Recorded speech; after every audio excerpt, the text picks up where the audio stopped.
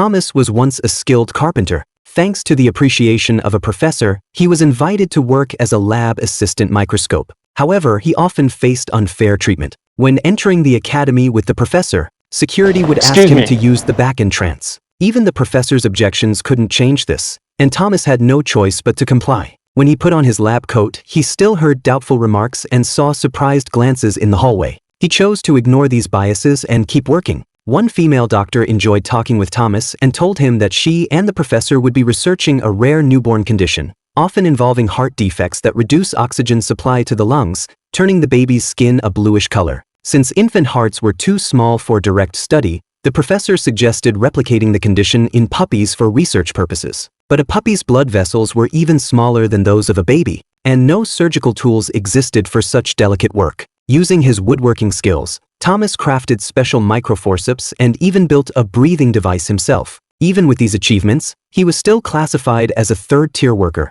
earning the same as a repairman. This shocked him. He took off his work clothes and started walking toward the door. When the professor stopped him and asked why, Thomas explained that he worked 16 hours a day but was still ranked as a third-tier maintenance worker, earning less than someone who fixed the academy's steps, and he could barely pay his rent. The professor, unable to change things immediately, asked him to focus more on the value of his work than the salary. Later, when the professor returned to the lab, he discovered that Thomas had successfully replicated the condition in the puppies. That very night, he went to the dean to request a promotion and raise for Thomas. The dean suggested finding a new assistant, but the professor firmly stated, "Without him, my research can't move forward." After much persuasion, the dean finally agreed to change the rules. The professor visited Thomas's home to share the good news. Thomas would receive a raise, back pay for the past year, and a promotion from maintenance worker to surgical technician. And so, Thomas returned to the job he had worked so hard for.